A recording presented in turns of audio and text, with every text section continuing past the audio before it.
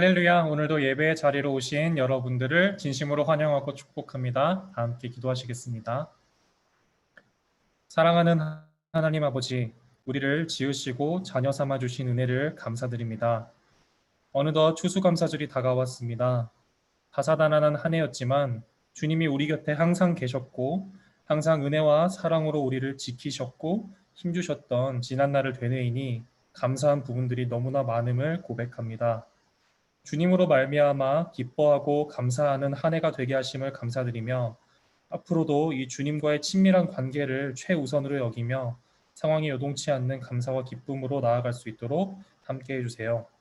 오늘의 예배를 통해서도 영광 받아주시길 원하며 예수님의 이름으로 이 모든 말씀 기도드렸습니다. 아멘.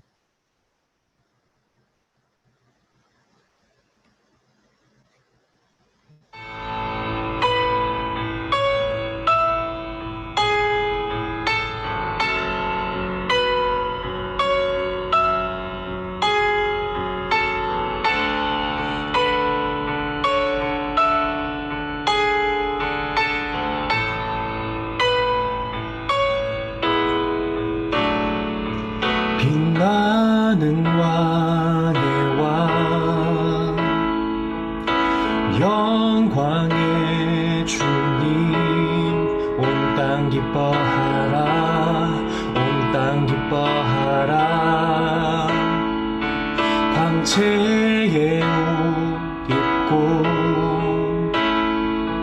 어두운 물리쳐 저 원수는 떠내 저 원수는 떠내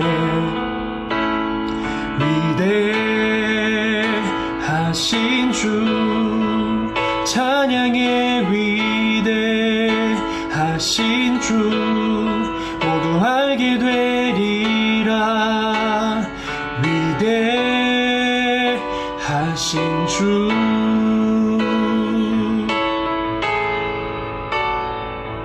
영원한 주의 주 시간의 주 광자 알파와 오메가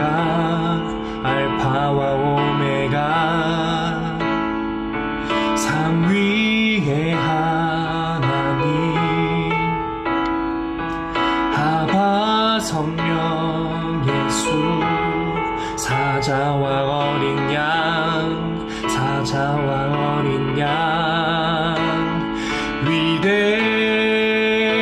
위대하신 주 찬양의 위대하신 주 모두 알게 되리라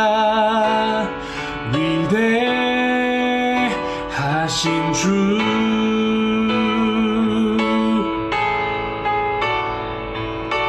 모든 이름 위에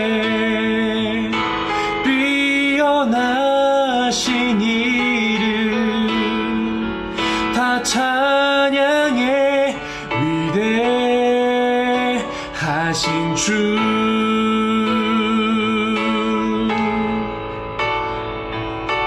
모든 이름 위에 뛰어나신 이름 다 찬양해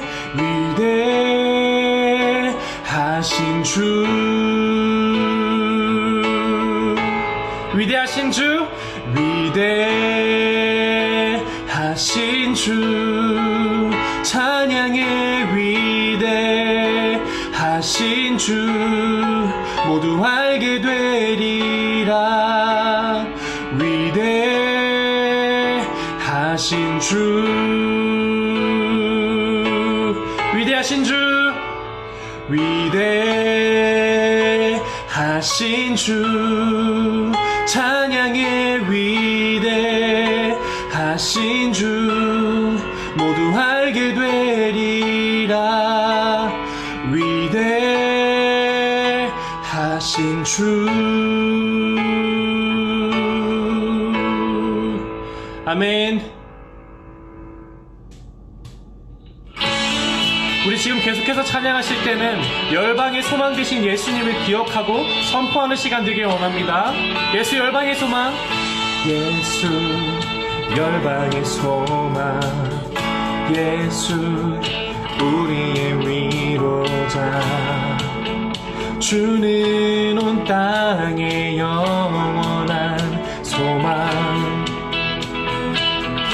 예수 어둠 속의 빛, 예수 어둠 속의 진리, 주는 온 땅에 빛이 되시네.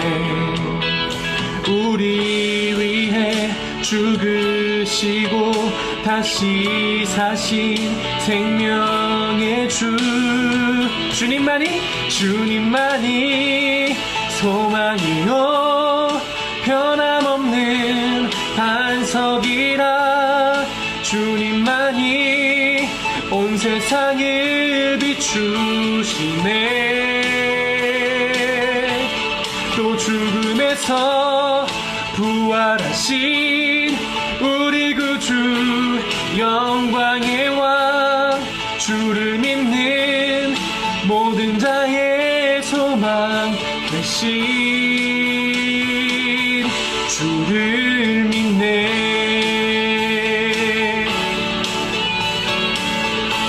주를 믿는 믿음으로 다시 한번 선포하며 찬양합시다. 예수 열방의 소망, 예수 우리의 위로자, 주는 온 땅의 영원한 소망. 예수 어둠 속의 빛, 예수 어둠 속의 진리, 주는 온 땅에 빛이 되시네. 죽으시에 죽으시고 다시 사신 생명의 주, 주님만이 소망이요 변함없는 반석이라. 주님만이 온 세상을 비추시네. 또 죽음에서 부활하신 우리 구주, 영광의 왕, 주를 믿는 모든 자의 소망 되신 주를 믿네.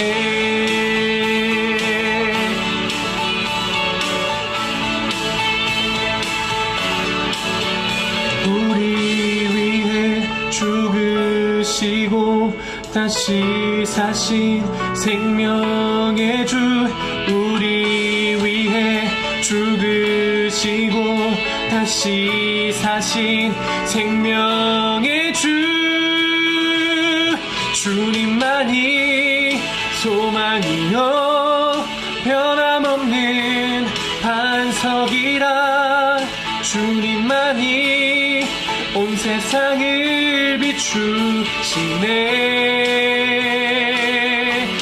또 죽음에서 부활하신 우리 구주, 평강의 왕, 주를 믿는 모든 자의 소망 되신 주님만이 소망이요 변함없는 반석이라. 주님만이 온 세상을 비추시네. 또 죽음에서 부활하신 우리 구주, 평강의 왕, 주를 믿는 모든 자의 소망 되신 주를 믿네.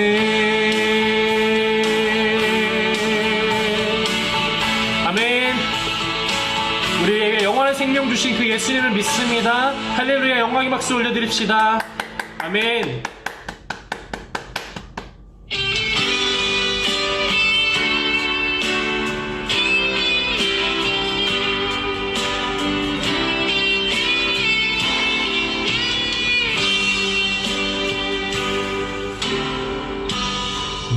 마음속에 어려움이 있을 때 마음속에 어려움이 있을 때 마음속에 어려움이 있을 때 주님 내게 먼저 오사 내 맘을 만지고 주님 앞에 나올 수 없을 때 주님 앞에 나올 수 없을 때 주님 앞에 나올 수 없을 때 주님 날 먼저 아드시네. 그럼에도 불구하고 날 사랑하시는 내 하나님의 사랑은 나의 모든 걸 덮고 그럼에도 불구하고 날 안아주시는 내 하나님을 부를 때 아버지라 부르죠. 마음속에 어려움이 있을 때 마음속에 어려움이 있을 때 마음속에 어려움이 있을 때 주님 내게 먼저 오사 내 맘을 만지고 주님 앞에 나올 수 없을 때 주님 앞에 나올 수 없을 때 주님 앞에 나올 수 없을 때 주님 날 먼저 안으시네.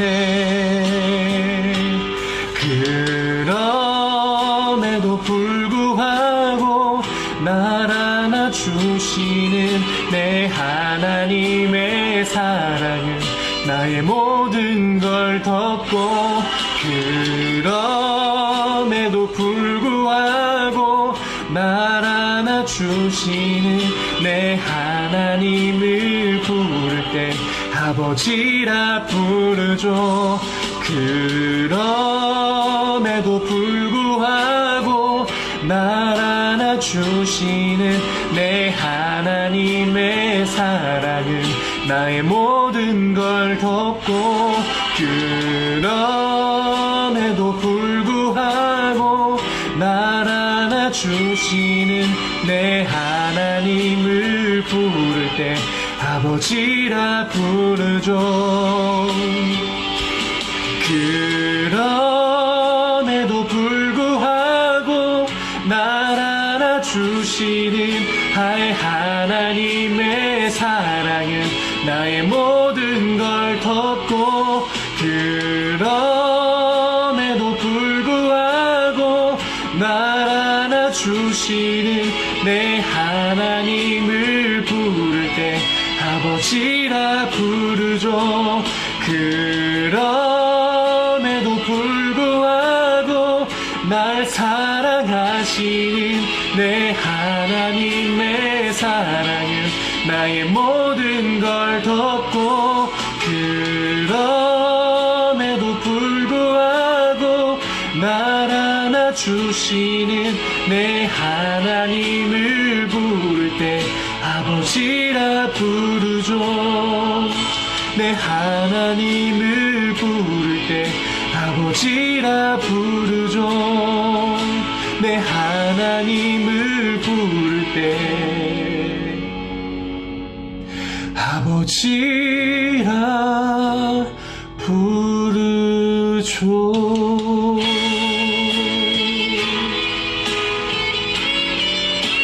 그럼에도 불구하고 우리를 안아주시고 사랑하신 주님께 우리의 마음을 드리고 또 사랑 고백을 드립니다. 감사합니다. 아멘.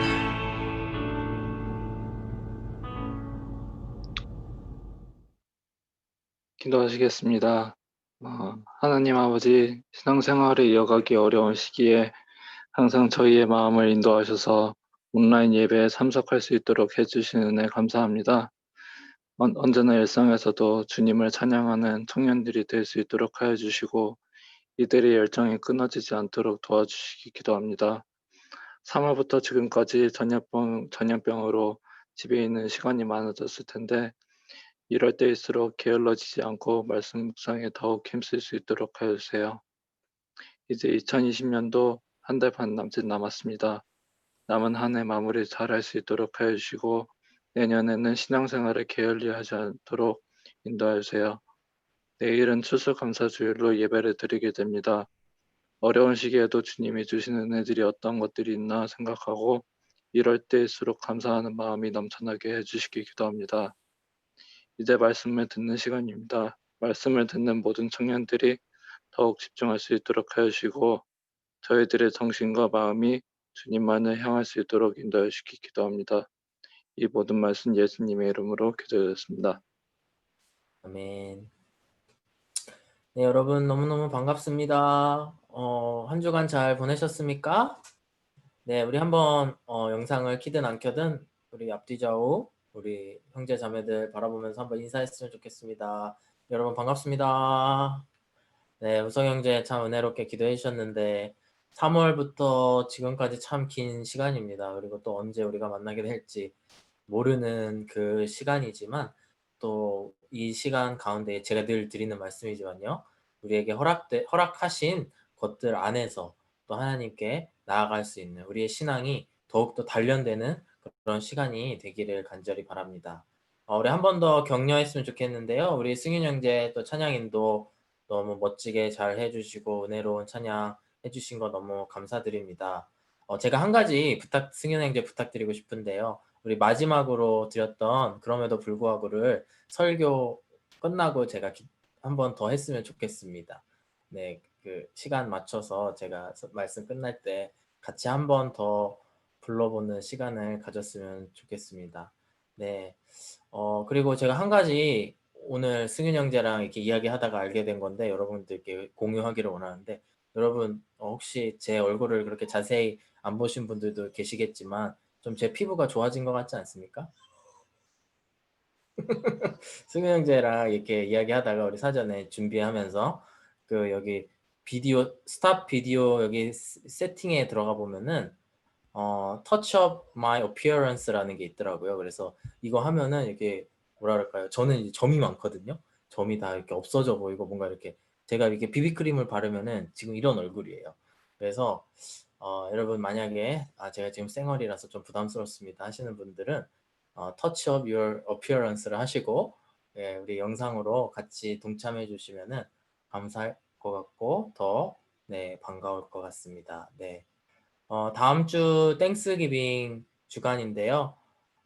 여러분 또 한 주간 또 쉬는 날들이 생기는데 잘 쉬시고 또 다시 한번 재충전 받는 그런 시간들이 되셨으면 좋겠고 네, 한 주간 잘 보내시고 또 이후에 청년부 예배 때 만났으면 좋겠습니다. 네, 우리 말씀 함께 보도록 하겠습니다. 오늘은 이제 예수님의 그 표적 세 번째 시간 요한복음 5장 1절에서 9절까지의 말씀을 다 함께 한 목소리로 읽어보시겠습니다. 네. 제가 읽을 텐데 여러분 같이 따라오시면서 큰 목소리로 각자의 방에서 말씀을 선포하는 그런 시간이 되셨으면 좋겠습니다. 읽겠습니다. 그 후에 유대인의 명절이 되어 예수께서 예루살렘에 올라가시니라. 예루살렘에 있는 양문 곁에 히브리 말로 베데스다라 하는 못이 있는데 거기 행각 5이 있고 그 안에 많은 병자, 맹인, 다리 저는 사람, 혈기 마른 사람들이 누워 물의 움직임을 기다리니 이는 천사가 가끔 못에 내려와 물을 움직이게 하는데 움직인 후에 먼저 들어가는 자는 어떤 병에 걸렸든지 낫게 되밀어라. 거기 38해 된 병자가 있더라. 예수께서 그 누운 것을 보시고 병이 벌써 오래된 줄 아시고 이르시되 내가 낫고자 하느냐? 병자가 대답하되 주여 물이 움직일 때에 나를 못에 넣어주는 사람이 없어 내가 가는 동안에 다른 사람이 먼저 내려가나이다. 예수께서 이르시되 일어나 내 자리를 들고 걸어가라 하시니 그 사람이 곧 나아서 자리를 들고 걸어가니라. 아멘. 네, 여러분 오늘 우리 세 번째 시간 하나님 예수님의 그 표적의 말씀 세 번째 시간 함께 나누기를 원합니다. 지난주 4장 맨 마지막 부분 함께 말씀 나눴고요. 오늘 그 다음 5장 1절부터 9절까지의 말씀인데 여러분 같이 성경책 가지고 계시면은 꼭 같이 피셔서 이렇게 같이 제가 말씀을 한 절 한 절씩 오늘은 설명하면서 나아갈 텐데 같이 그 말씀을 보시면서 따라오시면 좋을 것 같습니다. 오늘 본문의 말씀을 같이 읽었습니다만 우리들에게는 매우 익숙한 말씀이라고 할 수 있겠습니다. 예수님께서 예루살렘 베데스다 연못에 그곳에 가셔서 38년 된 병자를 만납니다. 이 단어들 자체가 여러분 교회에 조금 오래 다니신 분들은 익숙할 거라고 봅니다. 베데스다 연못에 들어가면 병이 낫는다 해서 곳곳에 뭐 베데스다 뭐 양로원, 뭐 베데스다, 무슨 고아원 이런 시설들도 베데스다라는 이름을 가진 그런 단체들도 그런 기관들이 종종 기관들을 볼 수 있었습니다. 그리고 38년 된 병자라는 이 말 자체도 아마 여러분들 귀에 익숙하실 것입니다. 우리들한테 매우 익숙한 이 스토리가 바로 요한복음에 기록한 예수님의 메시아됨을 나타내는 세 번째 표적, 세 번째 사인임을 오늘 이 시간에 여러분들께 말씀을 드리고 싶습니다. 오늘 이 간단한 말씀인데요. 매우 간단한 스토리죠. 이 말씀을 통해서 여러분들이 큰 은혜 받으셨으면 좋겠습니다. 38년이라고 하는 긴 세월 동안 도움도 받지 못하고 너무나 불쌍하게 그 자리에 누워서 움직일 수 없이 그러다가 한 번 못에 풍덩 빠져서 일확천금을 얻듯이 한 번의 그 기회를 기다리는 그 참 불쌍한 그 사람을 바라볼 때에 그 사람이 곧 나의 인생과 같고 나와의 공통점이 무엇인지를 한번 생각해 보시는 시간이 되셨으면 좋겠고요. 우리가 이 시대를 살아가는 이 정말 어떻게 보면 희망이 없어 보이고 정말 우리가 살아가기에 너무나 고단하고 피곤한 이 시대를 살아가면서 우리가 무엇을 바라보고 무엇의 희망을 가지고 살아가야 되는지 다 함께 그 답을 얻으시고 결단하는 그런 시간이 되기를 간절히 바랍니다.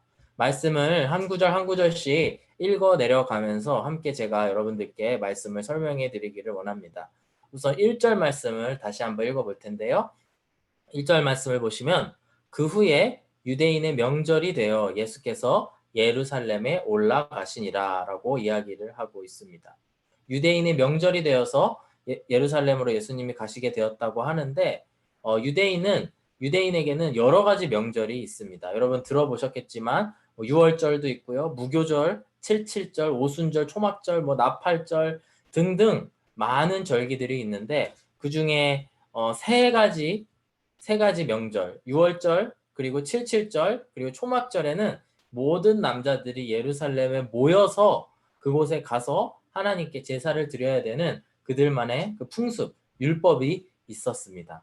그래서 예수님께서는 유대인 남자로서 예루살렘으로 올라가셔서 그곳에 하나님께 제물을 바치고 성전에 가서 제사를 드렸던 것입니다.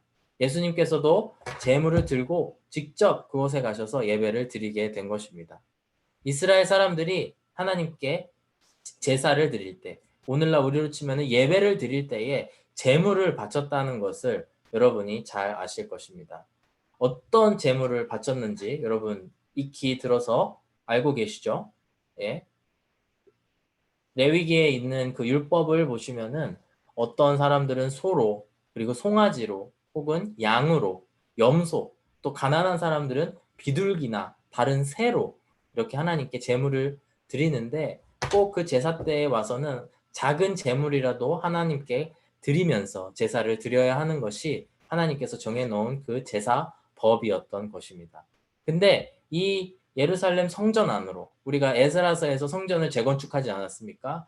바로 그 성전으로 예루살렘의 성전으로 제물을 가지고 들어가는 그 문이 있었는데 그 문을 통칭해서 무슨 소문 이렇게 이야기할 수도 있고 뭐 비둘기문 이렇게 이야기할 수도 있었겠지만 그 문을 특별히 양문이라고 불렀다는 것입니다. 바로 그 동물 양의 이름을 따서 양문이라고 불렀는데 이 양문을 통해서 사람들이 제사를 드리러 그 제물을 들고 성전으로 들어가는 그곳이 바로 이 양문이었다는 것입니다. 오늘 2장의 말씀, 2절의 말씀을 같이 보시면은 바로 이 예루살렘에 있는 양문 곁에 베데스다라고 하는 연못이 있었다라고 이야기를 하고 있습니다.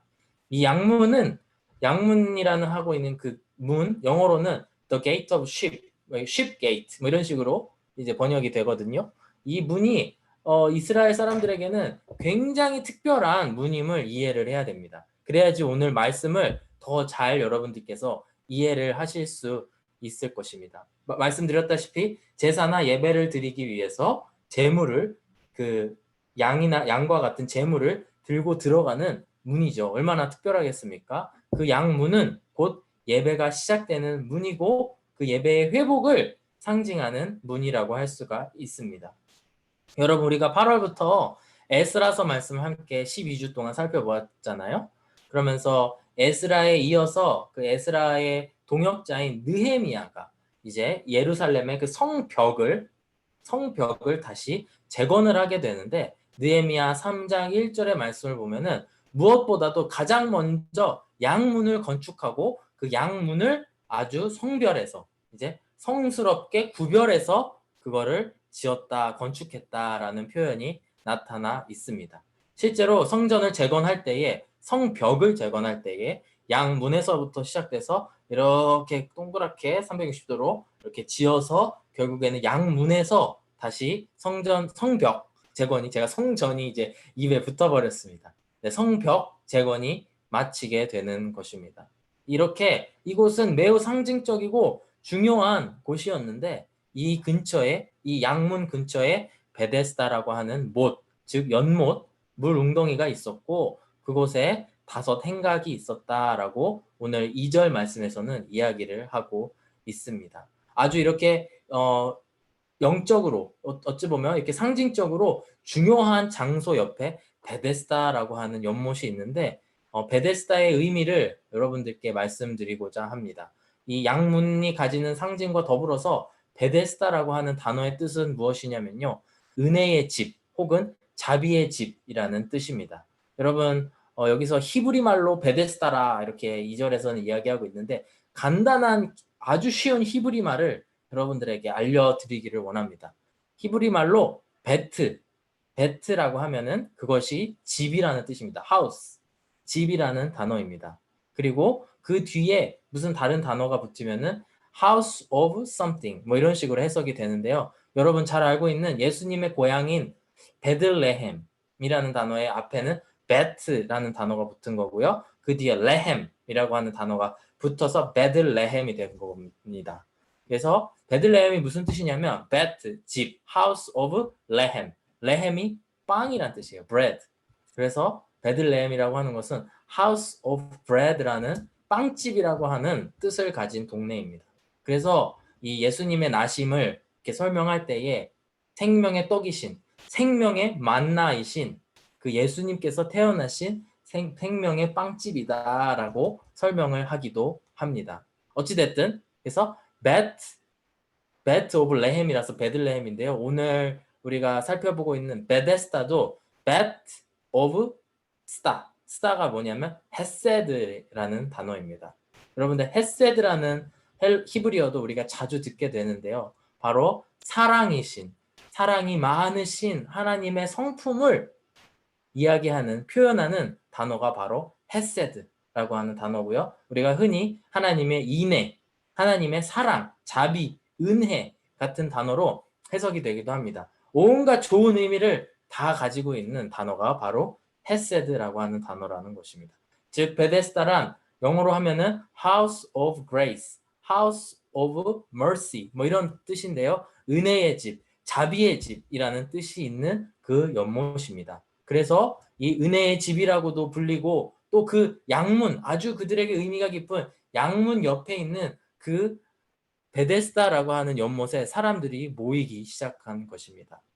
그러면서 그 양문에 있는 베데스다 그 은혜의 집에 모여서 아주 그곳에서 치유를 받을 수 있을까 하는 소망을 가지고 살아가고 있었던 것입니다. 근데요, 아이러니컬하게도요, 이 양문 곁에 있는 이 베데스다, 이 은혜의 집에서 벌어지고 있었던 일들, 이곳에서 벌어지고 있었던 일들은 결코 은혜의 집에 해당하는, 은혜의 집에 합당한 그런 일들이 아니었음을 오늘 본문 3절 후반부와 4절은 이야기를 하고 있습니다. 그곳에 3절 앞부분에 보시면 많은 병자와 맹인, 보지 못하는 사람들이죠.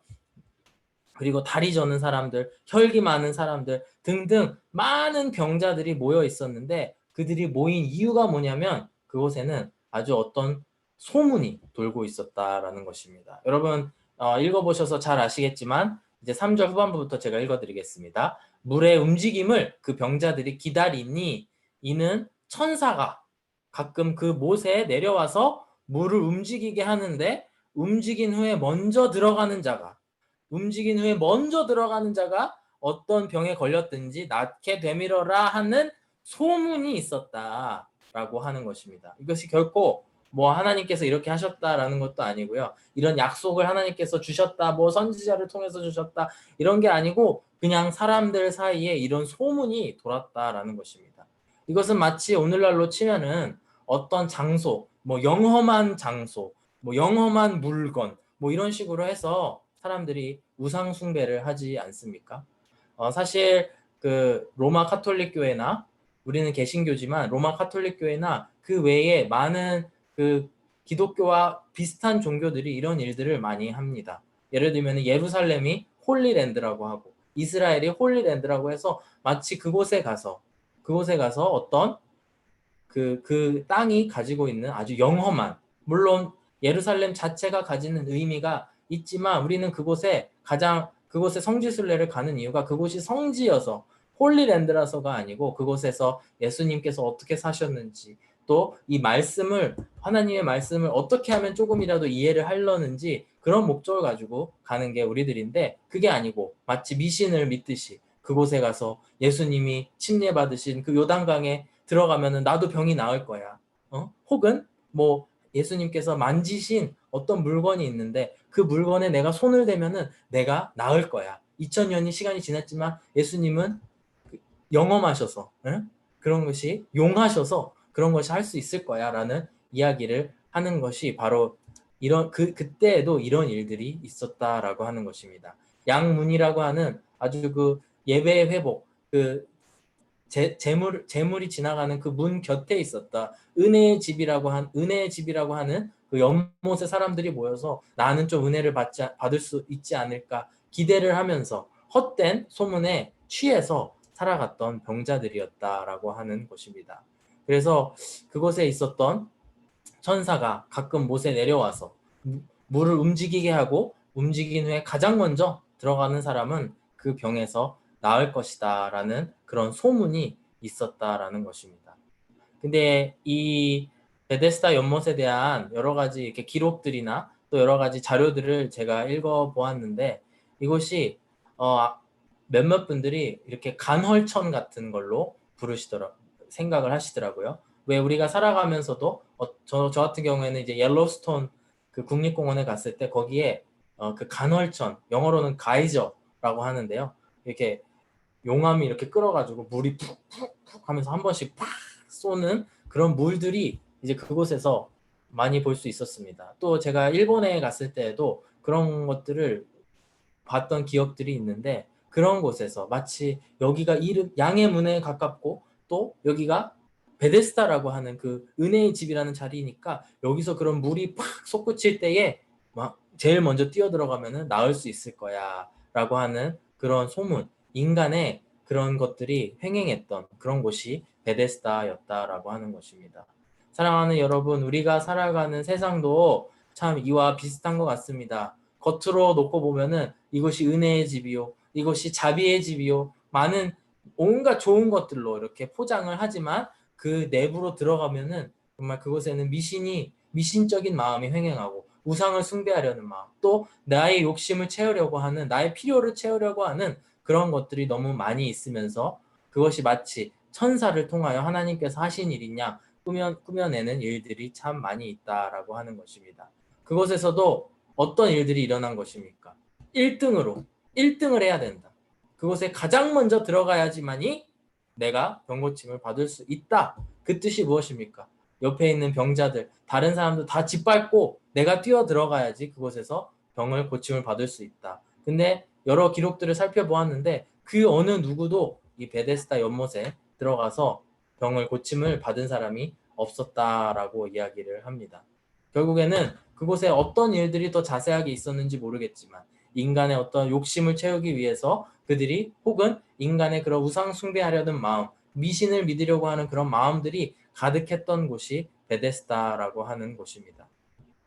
그곳에서 이렇게 물을 움직이게 하는 천사가 내려온다라고 이야기를 하는데 과연 이게 하나님의 천사인가 아닌가에 대한 이야기들이 있는데 고린도후서 11장 14절의 말씀을 보시면은 이거에 대한 답을 얻을 수 있습니다. 제가 읽어드리면요. 이것은 이상한 일이 아니니라 사탄도 자기를 광명의 천사로 가장하나니 라고 이야기를 하고 있습니다. 이 천사가 정말 하나님의 메신저인지 천사라는 뜻이 하나님의 뜻을 그 메시지를 전하는 메신저라는 뜻인데요. 하나님의 메시지를 전해서 그렇게 했는지 아니면은 광명의 천사로 가장한 그것을 변장한 사탄인지를 우리는 이 구절들을 통해서 판단을 할 수가 있는데 마치 이 천사라고 하는 그 존재가 있었더라면 그들은 사람들에게 그 불쌍한 병자들에게 이렇게 이야기를 하고 있었던 것입니다. 무한 경쟁을 하고 그것에서 이기고 올라오는 사람, 그 사람을 내가 고쳐줄 테니까 어디 한번 와봐. 나한테 모든 걸 걸어봐. 너보다 약한 사람을 짓밟아봐. 그럼 내가 고쳐줄게. 이런 메시지를 이야기하고 있는 거라고 생각할 수 있습니다. 결론적으로 말씀드리면 절대로 하나님이 보내신 천사일 수가 없다라는 것이죠. 사랑의 하나님, 그 헤세드의 하나님이 보내신 천사라면은 절대로 이런 일을 벌일 수 없다라고 하는 것입니다. 사랑하는 여러분, 그 병자들의 모습을 보면서 우리들의 모습을 가끔 보는 것 같습니다. 우리도 예수님을 만나기 전에는 영적으로 너무나 맹인과 같은 그런 보이지 않는 삶을 살았던 것이 저희들이 아니었나 생각을 합니다. 육의 눈은 뜨고 있지만 우리가 무엇을 정확히 바라보고 살아가야 되는지, 어느 방향으로 향해야 되는지 모르고 살았던 영적인 맹인의 시기가 우리 모두 있었다고 생각을 합니다. 또 우리의 사지는 멀쩡한데, 팔다리는 멀쩡한데 우리가 어디로 가야 할지 모르고 무엇을 해 나가야 될지 모르는 인생을 살아가는 영적인 다리 저는 사람이었던 시기가 있었던 것 같습니다.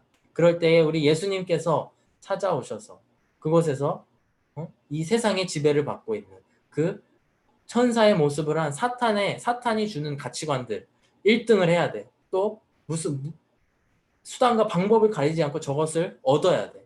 또 너가 돈을 쫓아야 돼. 돈이 많으면 행복해질 거야. 무슨 권력을 얻으면 너가 떵떵거리면서 살 수 있을 거야. 라고 이야기를 하는 그 사탄의 가치관에 매몰되어서 살아가는 우리들의 인생이 아니었나 생각을 해봅니다.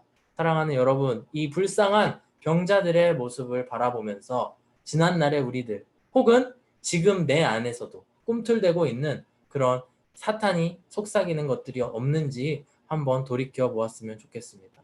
그래서 정말 이 자비의 집이 은혜의 집이라는 이름을 가진 이 베데스다가 정말 자비의 집이 되어갈 수 있도록 그곳에서 무자비한 행동을 하지 않는 저와 여러분들이 되었으면 좋겠습니다.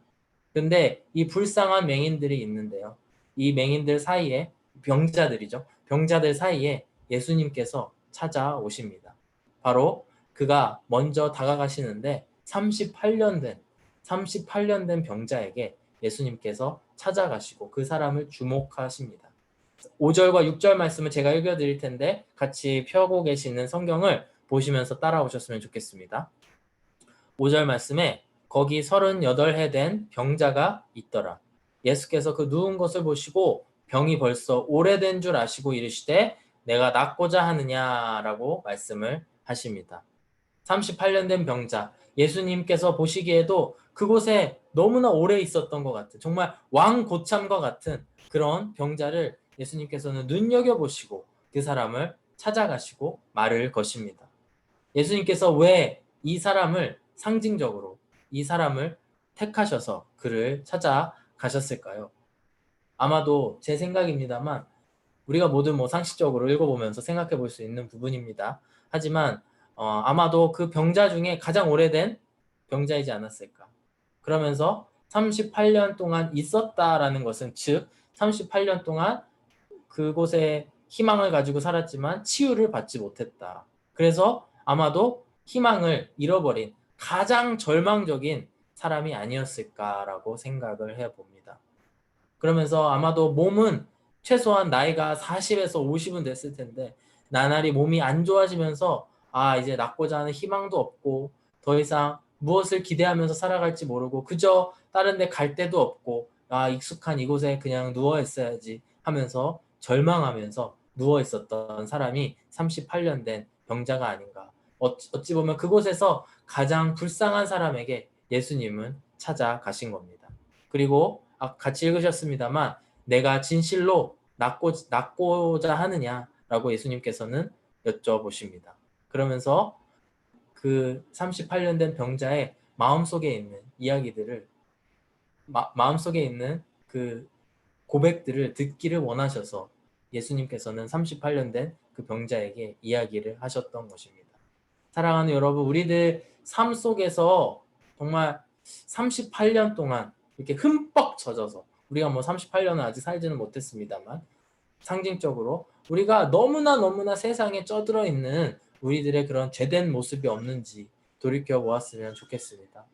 우리가 자비의 집을 만들지 못하고 오히려 그곳에서 너무나 익숙해져서, 세상의 것들에 너무나 익숙해져서 살아가는 우리들의 모습이 없다면 오늘 이 시간 예수님 앞에, 예수님께서 저에게 말씀하여 주시옵소서. 주님, 제가 38년 된 병자입니다. 저에게 와서 물어봐 주십시오. 저에게 와서 낫기 원하느냐? 그러면서 저를 고쳐주십시오 라고 이야기를 하는 우리들 한 사람 한 사람 되었으면 좋겠습니다.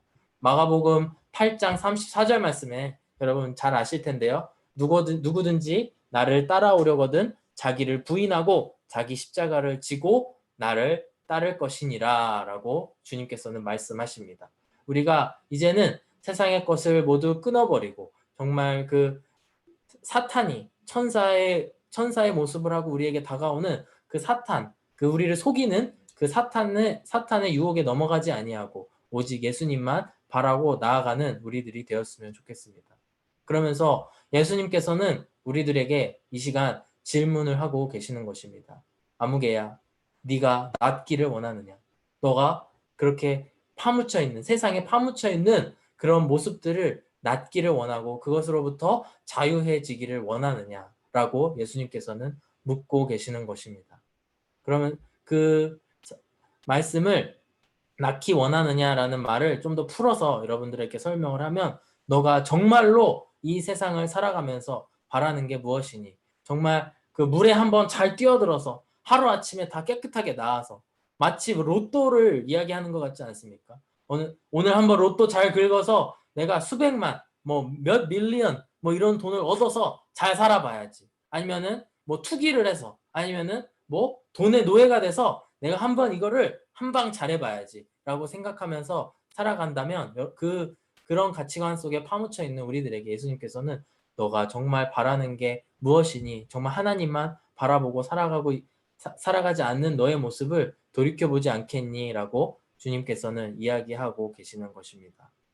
정말로 여러분들 하나님과의 관계를 회복하시기 원하시는지 이 시간 여쭤보고 싶습니다. 이게 같은 질문이라고 생각이 됩니다. 우리가 코로나로 인해서 교회에 모이지 못하고 정말 우리들의 개인 신앙생활에 더 많은 시간을 쏟을 수밖에 없는 이 시기임을 우리는 어쩔 수 없이라도 받아들일 수밖에 없습니다. 만약에 여러분들이 그동안 교회에 오는 것을 교제를 중심으로 해서 정말 누구와 만나고 누구와 놀기 위해서 왔었더라면 아마도 이 코로나의 기간이 여러분들에게 너무나 힘든 시간이 될 것입니다. 왜냐하면 그걸 못하기 때문이죠. 하지만 이것이 우리에게 기회가 되는 것은 우리가 더 하나님과의 관계로, 하나님과의 개인적인 관계로 나아가면서 우리의 신앙의 토대를 다시 한번 닦을 수 있는 그런 시간이라고 하는 것입니다. 그런 우리들에게 예수님께서는 다가오셔서 이야기를 하고 계십니다. 너가 낫고 싶니? 그러면은 솔직히 고백하거라. 그럼 내가 너를 고쳐주리라 라고 이야기를 하고 있습니다. 7절 말씀을 보시면은 그 예수님의 질문에 대해서 병자는 이렇게 이야기를 하고 있습니다. 7절 말씀을 다 같이 한 목소리로 읽어볼까요? 시작. 병자가 대답하되 주여 물이 움직일 때에 나를 못에 넣어주는 사람이 없어 내가 가는 동안에 다른 사람이 먼저 내려가나이다. 이렇게 이야기를 하고 있습니다. 사실 이 대답은 예수님께서 질문하신 거에 대한 정확한 대답이 아닙니다. 예수님께서는 뭐라고 질문하셨죠? 네가 낫기를 원하니? Yes, no question이거든요, 사실. 네, 낫길 원합니다. 아니요, 저는 지금이 좋습니다. 둘 중에 하나인데 오히려 병자는 주여 물이 움직일 때에 나를 넣어주는 사람이 없어서 다른 사람이 먼저 뛰어들어서 저는 그걸 얻을 수 없었습니다. 전혀 다른 대답을 하고 있음을 알 수가 있습니다. 이 병자는 바로 그의 너무나 사고관념에 그 구습에 오래된 그 관습에 완전히 쌓여 있어서 해결해 줄 수 있는 사람, 바로 그 예수님께서 메시아께서 오셨음에도 전혀 그것을 알아보지 못하고 자기의 생각에 갇혀 있는 그런 모습을 우리는 볼 수가 있습니다. 이걸 통해서 우리가 무엇을 느낄 수 있을까요? 무엇을 배울 수 있을까요? 바로 우리가 38년으로 상징되는 그 긴 시간 동안 찌들어 있는 이 우리들의 가치관, 또 이 세상이 우리에게 부어준 이런 가치관에서 벗어나는 것이 이렇게도 힘들다라는 것입니다. 예수님께서, 메시아이신 예수님께서 바로 내 앞에 다가오셔서, 먼저 다가오셔서 이렇게 말씀을 해주시는데도 우리는 낫게 해주십시오 이 말도 못할 정도로 그 가치관에 쌓여있는 모습을 볼 수 있다라고 하는 것입니다. 사랑하는 여러분, 예수님께서 우리에게 먼저 다가오신다. 아까 우리 승윤 형제랑 마지막으로 했던 찬양에서도 그렇게 이야기하시죠. 마음속에 어려움이 있을 때, 예수님께서 나를 먼저 찾아오신다. 그 가사의 내용입니다. 예수님께서는 늘 먼저 우리를 찾아오시고 우리에게 손 내밀어 주시는 분이신데 우리는 너무나 세상에 관심이 많고 그 38년 동안 쩌들어 있었던 그런 생각들에 관심이 많아서 예수님을 알아보지 못한다라고 하는 것입니다.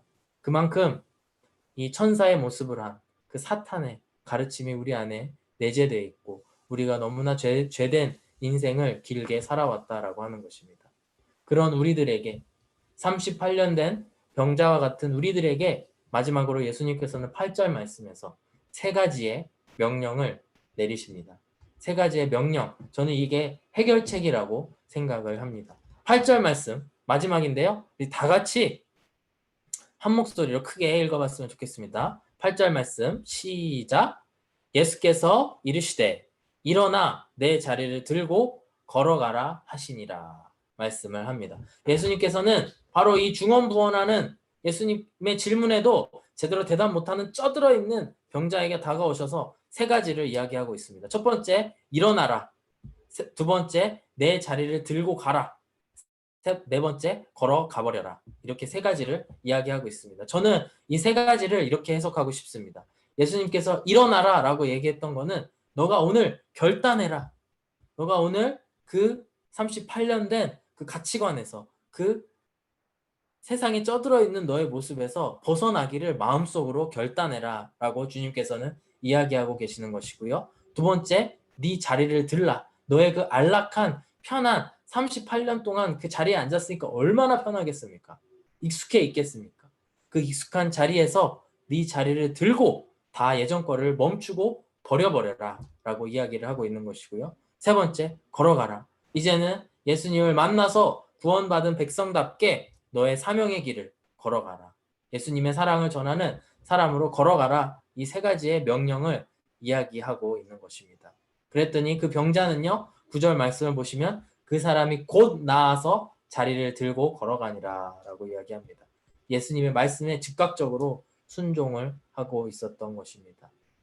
사랑하는 여러분, 말씀을 마무리하려고 하는데요. 오늘의 말씀은 간단히 이렇습니다. 우리가 사는 세상은 너무나 모순이 많은 세상입니다.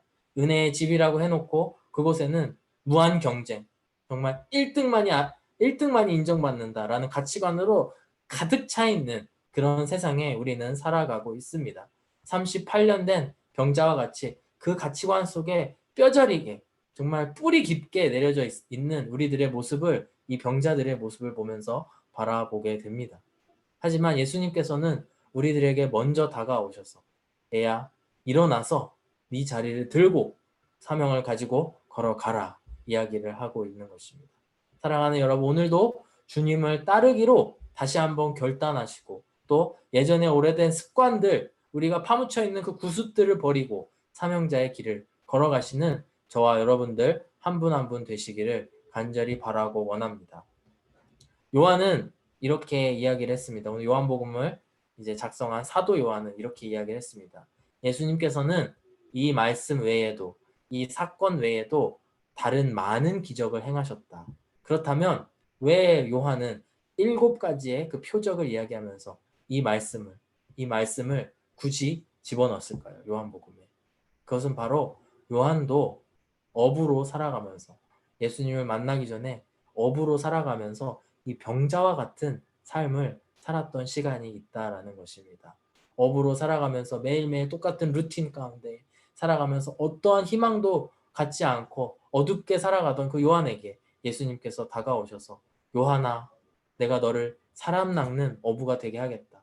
사명을 주신 그 예수님을 만났던 것을 기억하면서 이 구절을 기록했다라고 생각을 합니다. 사랑하는 여러분, 우리 안에 우리가 회파해야 될 구습들이 무엇인지, 우리가 하나님의 기쁨이 아닌 사탄에게 기쁨을 주는 그런 일들이 있었다면 멈추시기를 간곡하게 바랍니다. 그리고 하나님께서 주신 그 사명의 길, 나를 따라오려거든 나 자신을 버리고 부인하고 십자가를 들고 따르라 하셨던 그 사명자의 길을 걸어가시는 저와 여러분들, 우리 모든 청년들 한 분 한 분 되시기를 간절히 바라고 소망합니다. 아까 제가 말씀드린 것처럼 우리 마음속에 어려움이 있을 때 이 찬양의 가사를 다시 한번 곱씹으시면서 찬양하시고 또 예배 말씀 마무리하도록 하겠습니다.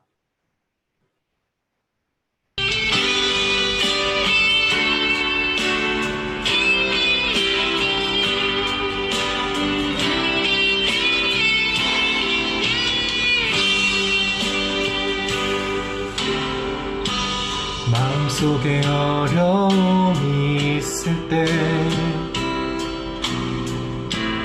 마음속에 어려움이 있을 때, 마음속에 어려움이 있을 때 주님 내게 먼저 오사 내 마음을 만지고 주님 앞에 나올 수 없을 때, 주님 앞에 나올 수 없을 때,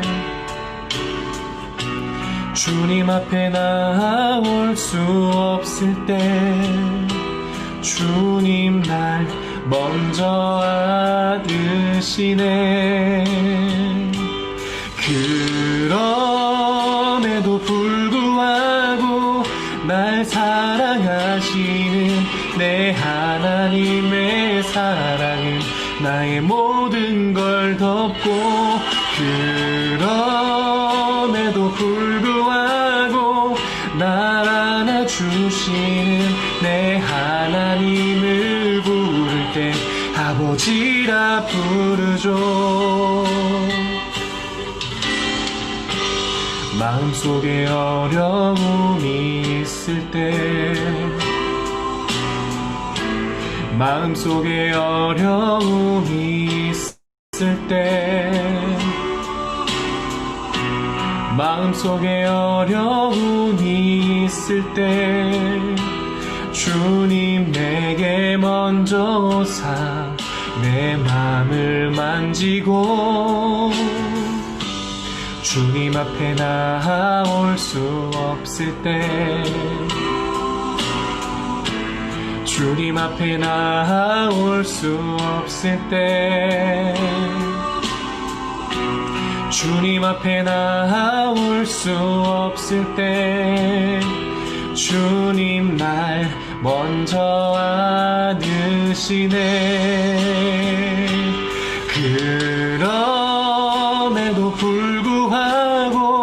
날 안아주시는 내 하나님의 사랑은 나의 모든 걸 덮고 그럼에도 불구하고 날 안아주시는 내 하나님을 부를 때 아버지라 부르죠.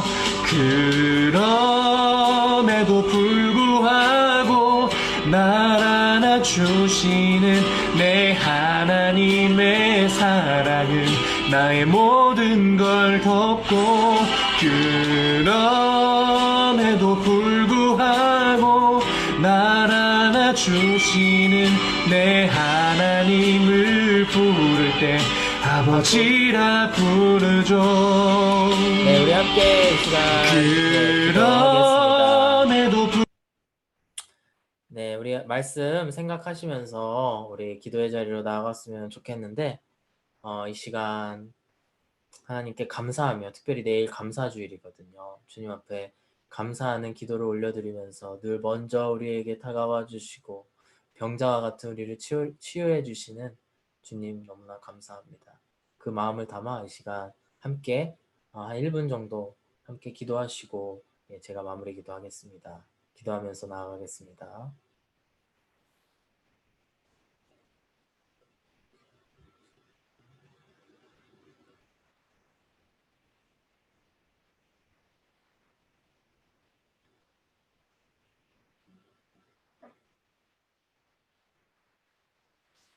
사랑이 많으신 아버지 하나님 감사합니다. 38년 된 병자와 같이 이 세상 어디로 갈지도 모르고 무엇을 바라보고 걸어가야 될지도 모르는 우리들을 주님 먼저 다가와 주셔서 모든 사랑으로 우리를 덮어주시고 우리가 죄인 됐음에도 불구하고 먼저 다가와 우리에게 손 내밀어 주신 주님을 찬송합니다. 이 시간 우리들의 오래된 구습들, 우리가 회파해야 될 많은 것들을 주님 앞에 내려놓고 주님께서 우리에게 명령하신 것처럼 일어나서 자리를 털고 걸어가라 말씀하신 주님의 말씀에 순종하면서 나아가는 우리 청년들 한 사람 한 사람 될 수 있게 이 시간 인도하여 주시옵소서. 우리를 구원하여 주신 그 은혜에 감사하며 예수 그리스도의 이름으로 기도드렸습니다. 아멘. 예, 감사합니다. 이 시간 우리 병현 회장님 광고해 주시겠습니다.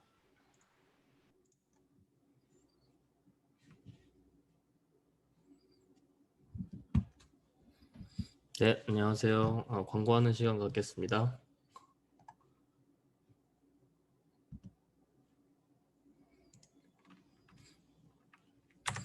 네, 저희 첫 번째로 광고할 거는 저희 청년부 제자훈련 이제 모집 중에 있습니다. 기간은 12월 3일 목요일부터 2월 11일 목요일까지 2021년인데 못 고쳤네요. 네, 2021년 2월 11일 목요일까지고요. 매주 목요일 7시 반 저희 줌으로 진행될 예정입니다. 참가를 희망하시는 분들은 11월 28일까지 구자원 목사님께 네, 말씀드리면 되겠습니다. 그리고 저희 매주 중보기도 모임이 있습니다. 매주 토요일 7시 저희 예배드리기 1시간 전에 사모님 주관으로 저희 중보기도 모임이 있으니 많은 참여 부탁드립니다. 그리고 저희 다음 주 청년부 예배는 땡스기빙으로 인해서 한 주 쉽니다. 즐거운 땡스기빙 보내세요. 그리고 신지훈 형제 11월 23일 다음 주 월요일인데 생일인데 생일 축하합니다. 그리고 저희 신지훈 형제 혹시 기도 제목 있으시면은 지금 되게 짧게 나눠줄 수 있을까요? 혹시 들리시나요? 네, 들립니다. 네, 제 기도 제목은 아마 다음 주 땡스기빙 주간 동안 목금, 토일 정도 어스틴에 이제 내려갈 예정인데 보고 가는데 이제 안전하게 갔다 올 수 있도록 예배해 주시면 감사하겠고, 그리고 이제 또 한국에 있는 가족들이 또 건강하고 또 코로나 바이러스로 방면을 수 있도록 기도해 주시면 감사하겠습니다. 네, 지훈 형제 언제부터 언제까지 언제 갔다 언제 올라오세요? 어스틴은? 일단 예정은 수요일이나 목요일쯤 출발해서 토요일쯤 돌아올 것 같아요. 아, 네, 알겠습니다. 네, 감사합니다. 같이 기도하겠습니다.